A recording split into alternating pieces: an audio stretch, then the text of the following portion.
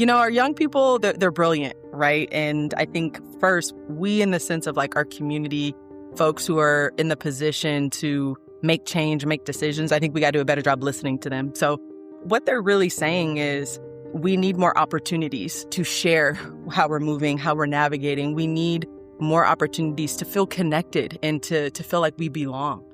This is Hourglass, the podcast for United Way of King County in Seattle.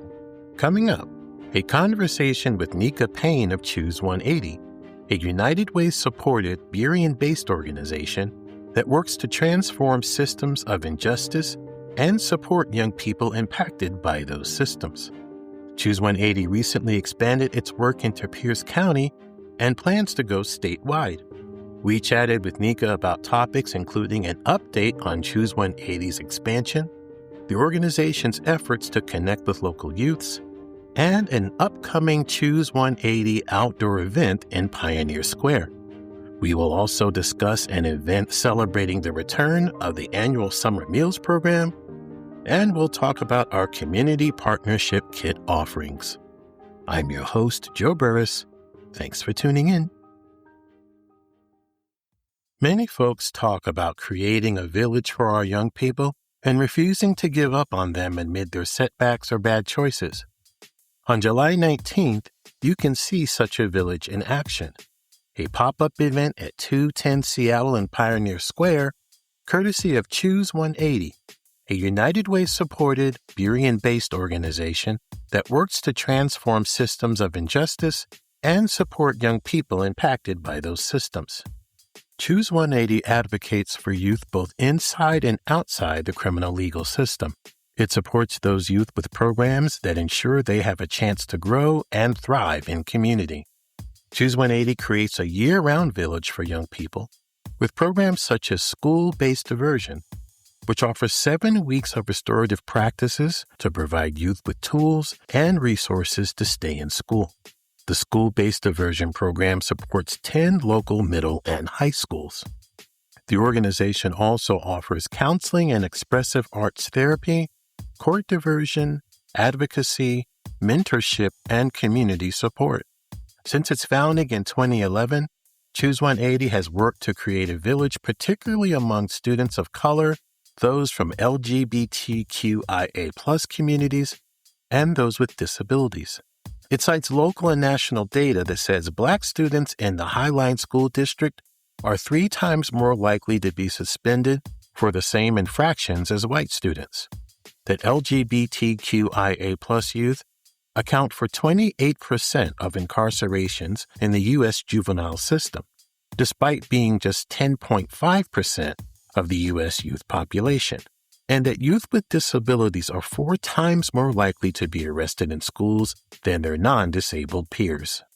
The Burien-based organization serves about 400 people through its programming each year. Last year alone, CHOOSE 180 staff provided more than 100 group therapy sessions with young people in schools, detention facilities, and jails. And more than 90% of those who complete CHOOSE 180's court diversion program do not re-engage with the criminal legal system within a year of completion. CHOOSE 180 recently expanded its work into Pierce County and has plans to expand statewide. The July 19th pop-up will be a first for CHOOSE 180. The organization will partner with local minority vendors to feature businesses such as flower stands, coffee and matcha carts, barbers, and tattoo shops. Those vendors include former participants of CHOOSE 180 programs who have gone on to launch their own ventures. CHOOSE 180 sees the pop-up as a place where community, creativity, and connection come together, all in the name of ensuring that young people throughout King County and beyond have a chance to thrive. CHOOSE 180 is a member of United Way's Black Community Building Collective, a group of Black-led nonprofits that share best practices, craft strategies, and use United Way resources to bring power to King County's Black community. Hourglass recently sat down with CHOOSE 180 Executive Director Nneka Payne for a conversation on topics including an update on CHOOSE 180's expansion into Pierce County, the organization's efforts to connect with young people, and its July 19th pop-up. Here's what Nneka had to say. We're trying to be innovative, a little bit more innovative, right? And creative in this kind of season of nonprofits. So I'm really excited to share that we actually are doing our first ever Choose 180 pop-up. And essentially what it is we are partnering with minority-owned businesses, sort of like a community-based farmers market. But what's equally exciting about that, I would say, is that part of who we'll be bringing as vendors are two past participants who went through one of our diversion programs and through working with us and, of course, their own amazingness, are now operating their own business. And so they will be able to be there with us and highlight the work that we do. And I think that's just talk about a 180 moment. And so it's so exciting. So it's more than just a pop-up for us. It's a way to have folks really see firsthand 5 years ago or 3 years ago, these two participants entering in off of, a referral, right? And went through our diversion program, now business owners, and get to partner with us, right? So that's really exciting. The second thing that we have coming up is taking place August 21st at 11 a.m. It's called our Celebration of Choice event. And so that's going to be at the Museum of Flight. And, we've been doing previously, folks might know the Evening of Choice is what we historically have called it. And we've been doing that for 10 years. So this year we thought, let's switch it up a little bit. And we're going to celebrate the last 10 years. We're going to celebrate the origins of Choose 180 and everything in between and all these really great milestones. And it's really a celebration of community. It's not just even a celebration of Choose 180. It's a collective effort. That's why we're here. And so that's going to be really exciting because I think it's going to allow us to kind of take a trip back, take a look back on memory lane, right? But also be excited about what's coming. And we have some things planned, of course, at any event. But those are the two main things that are happening. And then, of course, we are going to be fleshing out some things for continuing our Tacoma expansion. We did a paint and sip event. We did that here in Burien. We have one planned for Tacoma sometime in summer. Date is to be determined, but I'd be happy to follow up. And so we're really excited to do a version of that in Tacoma. It could be similar to a paint and sip, or it might be highlighting one of our other programs, but it's going to be real activities that we actually do with participants that our community can see, because it's very different when you're seeing and doing it versus hearing about it through, our newsletter or social media or something. Can you just give us an update on some of the programmatic work you have, in particular, a lot of the work you were doing around art and therapy with young people. And then you guys were branching out into Pierce County. So can we just get some updates on that work? Well, some updates regarding our programming, specifically within our arts, and it's our expressive arts therapy and our counseling. We're actually diving a little bit deeper into that work, and our mental health specialists, they have been really activated in our schools lately. I don't think that it's a secret, some of the things that we've been navigating in and around schools, with some recent incidences taking place both in King County and in Pierce County. And so we've actually dug a little bit deeper in school activation, holding more kind of cohort style, really pulling into, peers kind of learning and coping and learning these skills together. And so that's been a really, really big kind of intentional thing we've been doing, especially within the schools. In addition to that, some of the things that we're doing is we're trying to continue to explore. The world is feeling crunchy right now, right? There's a lot of things happening in and around our communities, and, those things, they translate to our young people, whether we like to believe it or not, and it impacts them differently. And so some of the work that our team is doing is really trying to understand what are those impacts, and really trying to understand from them, what are some of the changes they want to see? What are some of the things they need from adults? They need from their connected adults specifically. And so that's some of the things we're doing specifically within our counseling realm. Actually, not too long ago, late February, we held something called a paint and sip. Where really what it was is we opened our doors to our community, and they got to experience firsthand expressive arts sessions. And we extended that, and our community members got to experience what that was like. And And it was phenomenal. People hear about the work that we do, but it's very different to experience the work that we do. And it's fascinating because even as adults, right, we're so accustomed, I think, to kind of pushing through and moving through and kind of pushing down things. And so to be able to pause in that way and share and highlight what we do is really remarkable. And so when you talk about what young people are saying, what are they saying? Yeah. Our young people, they're brilliant, right? And I think first we need, I think we in the sense of like our community, folks who are in the position to make change, make decisions, I think we got to do a better job listening to them. So what they're really saying is, we need more opportunities to share how we're moving, how we're navigating. We need more opportunities to feel connected and to feel like we belong. We need more opportunities to contribute to, how we're supported. We need more opportunities to share how this is impacting us. A lot of times, when these things are, when crisis happens in our community, it's unfortunately really reactive to how community responds or how people are in these positions to respond.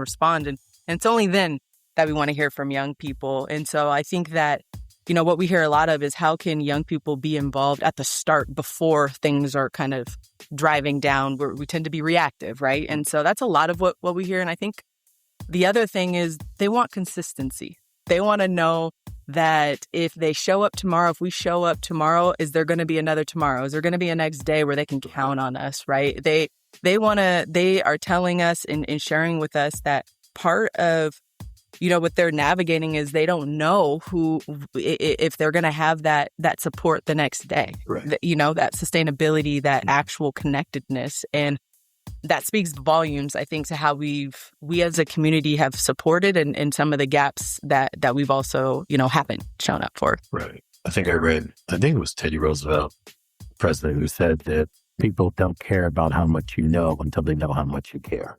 Bingo, and that's really what it comes down to.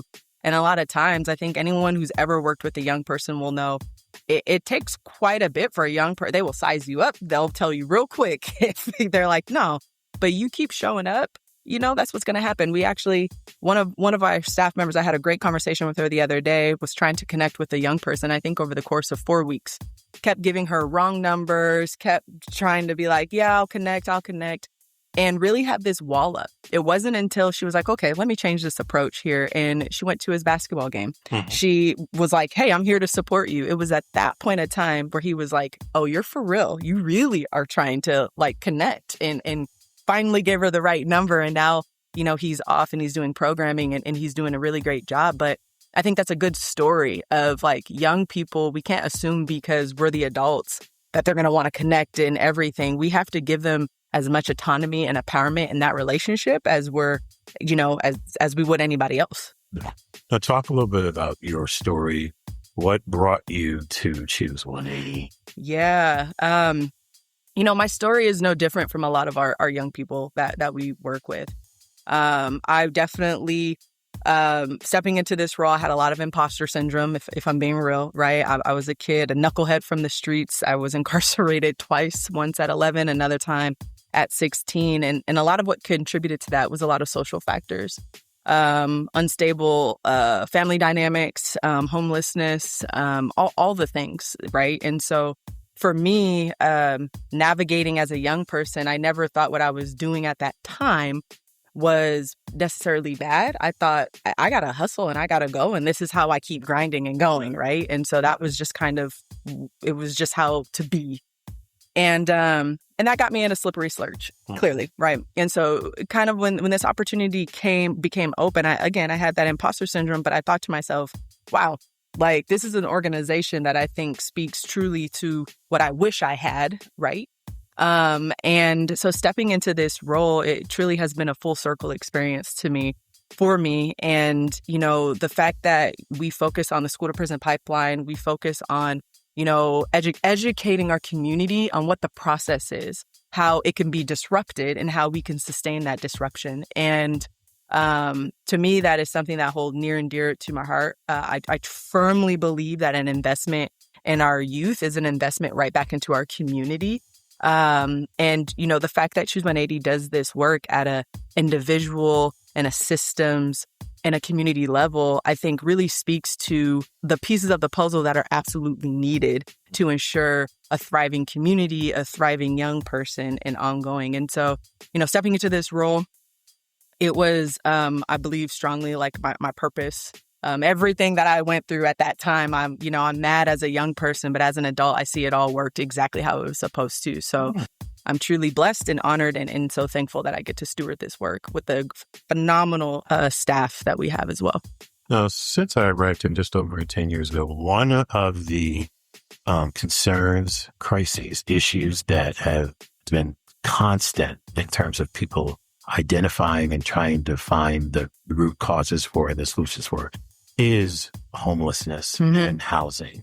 For someone that has been on both sides of that, what is it that people aren't getting? Yeah. I think that, it's interesting, right? Some of the things I navigated as a young person are the exact same things I see our young people navigating, right? And I think that the root cause is there's a disconnect. I think that when the left doesn't know how the right operates, then we operate on assumptions, and that is dangerous to do. And I think that we see that. We've done that, and in a lot of ways, it's siloed certain parts of our communities. It's uplifted, I think, systems that already were designed to not necessarily, favor certain people over others. And now we've taught that system how to do that very well. And so I think that, when we talk about the root cause, I don't think there's any one cause. I think it's a number of things that I think are contributing to it. I think, too, I heard this quote a while ago, and I forget who it was by, so I'm so sorry. But it was, people will follow a narrative over the data. That's what it was. And as much as when I first heard that, I was wrestling with it because I'm like, well, data are facts. Like, you can't argue with the data. You can argue with the data, but this is what we know to be true. But the reality of it is how people use that narrative of homelessness and social factors and how it is a connector to some of the things we see our young people. What we see in school as disconnection could really have started from a young person not getting any sleep because they're taking care of their little sister because mom was working late, right? How that shows up in school is a young person maybe appearing to be disconnected, right? So there's this narrative, but really if we take a look at, how under-resourced communities operate and how, Black and brown families, are impacted by that, I think we'll have we should have a better narrative from that. And so I think that to answer that, I guess more boiled down, there's not one thing. I think the problem is we're trying to overcomplicate it. But I think the reality of it is it's pretty simple. When we resource and provide and we pour into communities, and when we have, youth-led responses, lived experience responses, and paired with, right, like appropriate data, we're able to move a lot further. But, not everyone always wants to play together. That's also what, and the reality of it is the decision makers are often the ones not impacted by what's happening in our community, in our schools. When I came here last, we talked about a lot the impact of COVID, right? And we're still dealing from that. Can you talk about if you've seen any impact, particularly from young people who may be voting in upcoming elections? What has the impact been since something like HR 1? Yeah. I think that a lot has changed since COVID, and at the same time, a lot hasn't. So that's what it's all boiled down to. But I think that some of the things that we're seeing from young people, when a lot of the participants that we worked with, when COVID started, they started off as, 10, 11. By the time COVID ended, and I put that in parentheses, but by the time it ended or started to kind of come down, they're now considered young adults, 17, 18. And that is quite the time, and quite a lot has gone through. In that time, right, we as a community, but specifically in the lens of our young people, we were forced into isolation. We were forced into uprooting the way of which we were doing our day-to-day lives, building social connections in schools. We were forced to kind of remove all of that. And at the same time, right, there was this dramatic uptick in people at that time supporting racial justice movements and social justice movements. And the murder of Mr. George Floyd was at that time, I would say, romanticized. And I say that, and I don't say that lightly. I say that in a way of everyone was getting behind it. And so it's wild to me that just a few short years later, that same exact work is under attack. That same exact work is now being heavily policed. And it's sad, and what I see from our young people is they're pissed off, frankly so, and they should be.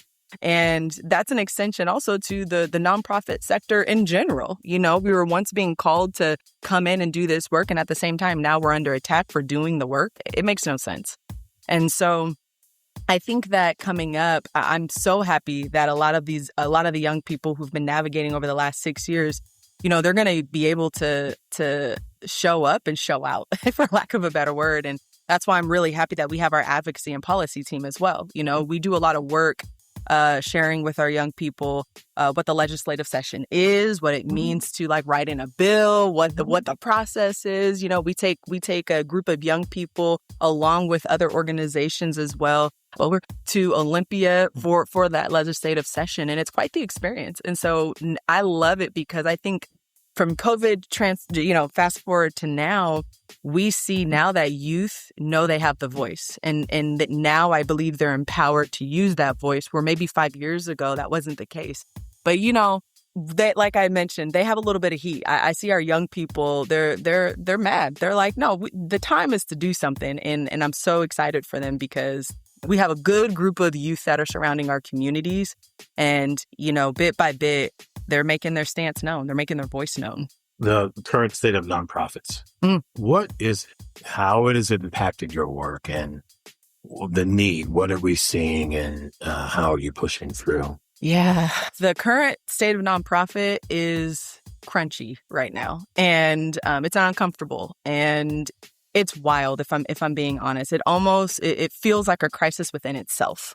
Right. And I had mentioned this, not too long ago, that at a nonprofits is hard work. You know what I'm saying? We know that this is not the $1 million job, and that's not why a lot of nonprofit folks do this work. We do this work because it's a service to our community. And unfortunately, right now, it feels like a lot of our communities are under attack. And the things that are happening, kind of external factors, political things, we're feeling those impacts now more than ever. And so the state of nonprofit is tough. The people that are doing this work, they're pissed, they're afraid, understandably so. And at the same time, it's like, but we're still showing up and we're still going to do this work. I think nonprofits are the best at turning $1 into 10. Turning a nickel into $1 real quick. And so it's challenging, right? And so, there was a few recent studies that kind of came out. One was from Ilio Kimoyo, and the other one was from the Center for Effective Philanthropy, where they did some research on the current state of nonprofits. One did more of a national, and the other did more locally here in Washington. And I think the surprising thing with some of their findings is that it's a collective pressure that we're all feeling. It's like, this, but when you put it in the numbers, again, people will follow the narrative before they follow the data. But some of the numbers, just to put it out there, is, 71% of nonprofit leaders are concerned about the organization's stability and making decisions. That's tough. That was already a reality we were facing, but 71%, that's pretty high.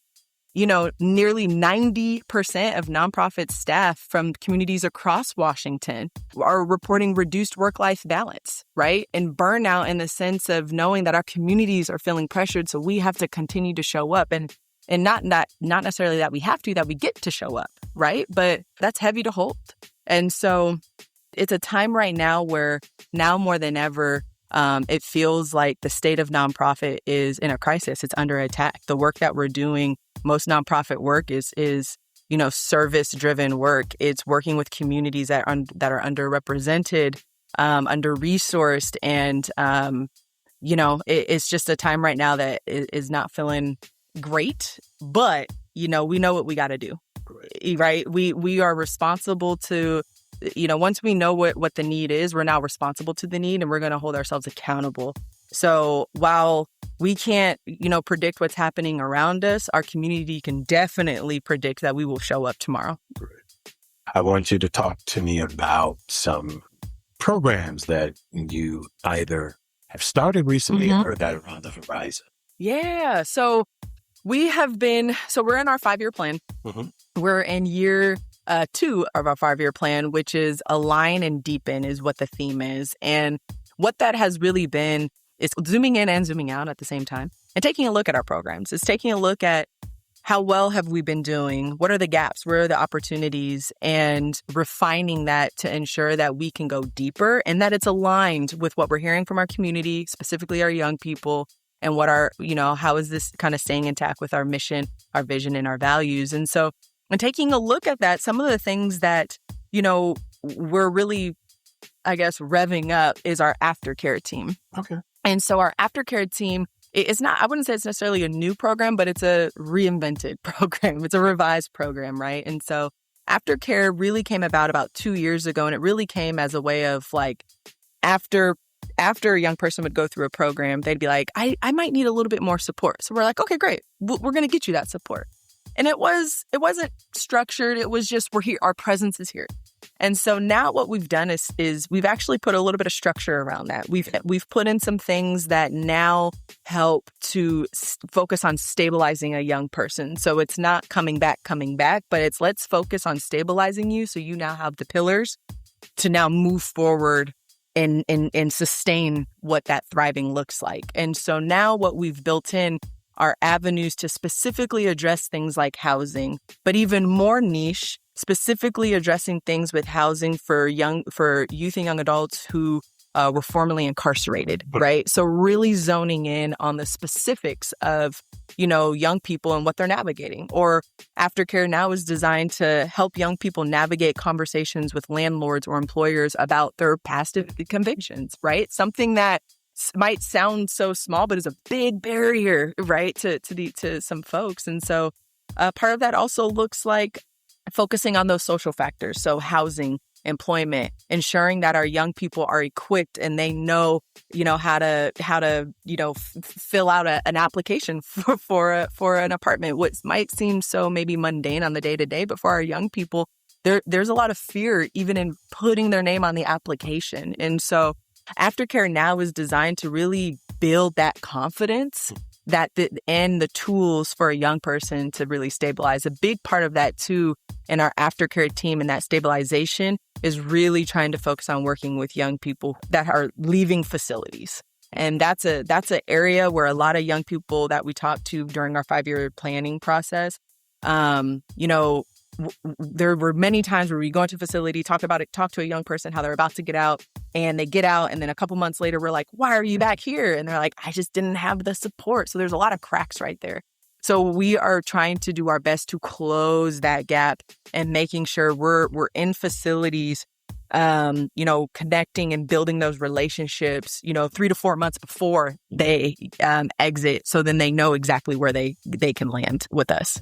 Can you just talk about some of the progress points that you've made over the past year or so? Yeah. Any anecdotes that make you say, you know what, this is why we do the work we do? Absolutely. This is one of my favorite parts of my job. Over the last year, we've been up to a lot of things. So first and foremost, our expansion into Pierce County, I think is one of our most notable kind of achievements. And I say that because the work that we do can't stop at county lines. And unfortunately, it was. And so the work that we poured into our 5-year plan, we met with a lot of young people, both past and present participants, incarcerated and not, and participants who knew about our programs but weren't involved in our programs. And we heard overwhelmingly that we need you where I'm at. And where I'm at were places like Yakima, Spokane, Pierce County. And so the reason why I'm most proud of that accomplishment is specifically a young person said to me, don't ask me my opinion if you're not going to do anything about this. Don't do that. And was very straight up. And from there, I took that as like, they've done this. Someone has asked them what they thought and they did nothing with that information. And so it's like, okay,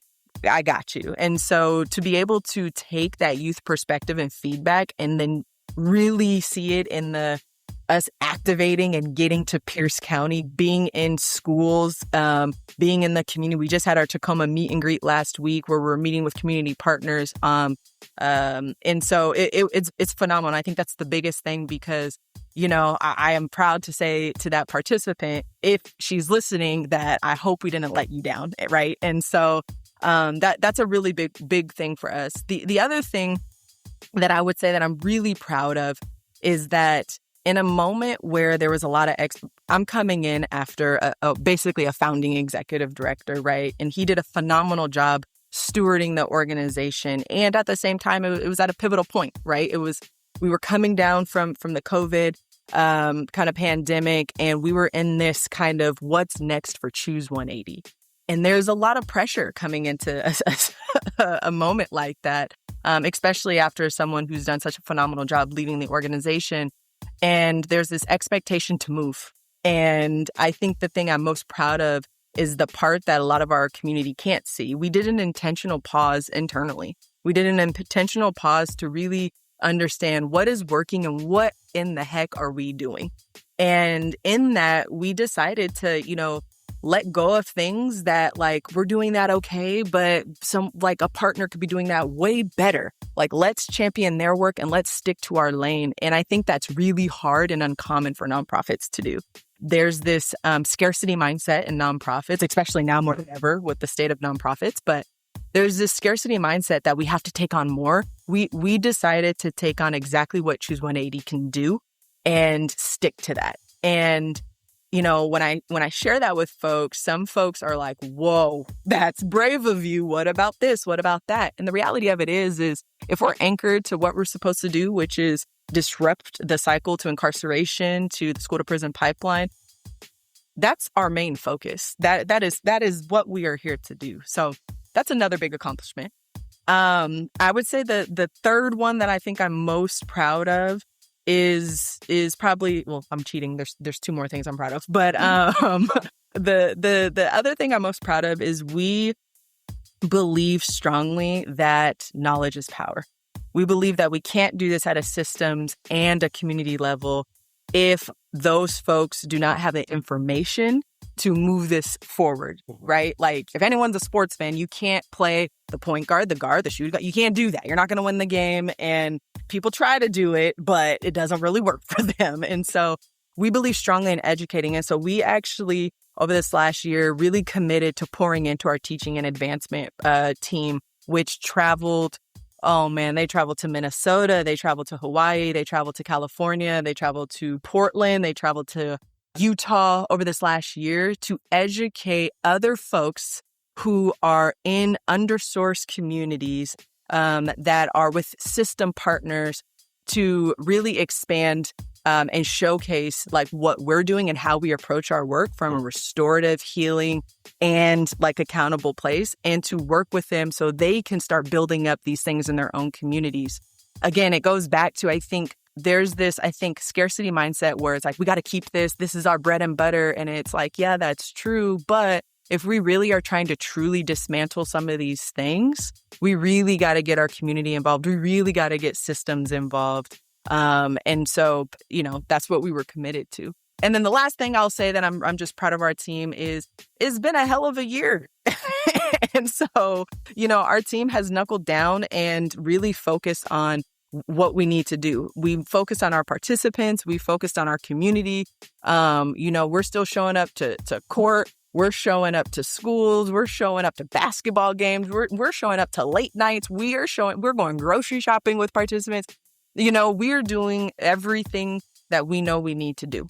And I think that, I'm as a leader stewarding this organization, I think that there's nothing more that I could ask for a team that shows up passionate and dedicated to do this work when the external factors are so unpredictable. It's wild. And so I'm really just proud of that work, and they show up and they're here for it every day. Perfect. Nneka Payne, Choose 180. Thank you so much for your time today at Hourglass. Thank you. It's been great. For more information about Choose 180's pop-up, check out its Instagram page at instagram.com/ichoose180. To learn more about its programs, log on to choose180.org. And to learn more about United Way's Black Community Building Collective, log on to uwkc.org, click on What We Do, click on Equity Fund, and click on Black Community Building Collective. To celebrate the return of the annual Summer Meals Program, families and individuals are invited to the free Summer Meals celebration on Friday, July 17th from 11 a.m. to 2 p.m. at Highland Park Playground, located at 1100 Southwest Cloverdale Street in Seattle. The event will include free food, a bouncy house, and other kid-friendly activities. There will be free summer meal sites in King County open through the end of August. For more information, log on to freesummermeals.org. If you're a company interested in volunteering and team building, consider United Way's Community Care Kit opportunities. Community Care Kit offerings are packages loaded with essential items for King County residents based on needs identified by neighborhood-based organizations. Assembling and distributing those kits is part of a volunteer project known as Kit Builds, and we've hosted kit builds for companies and organizations in our area for more than a year. Among the organizations that have taken part in kit builds are Amazon, the Gates Foundation, PACCAR, and Microsoft. And ArenaNet and Finvari have kit builds slated for July.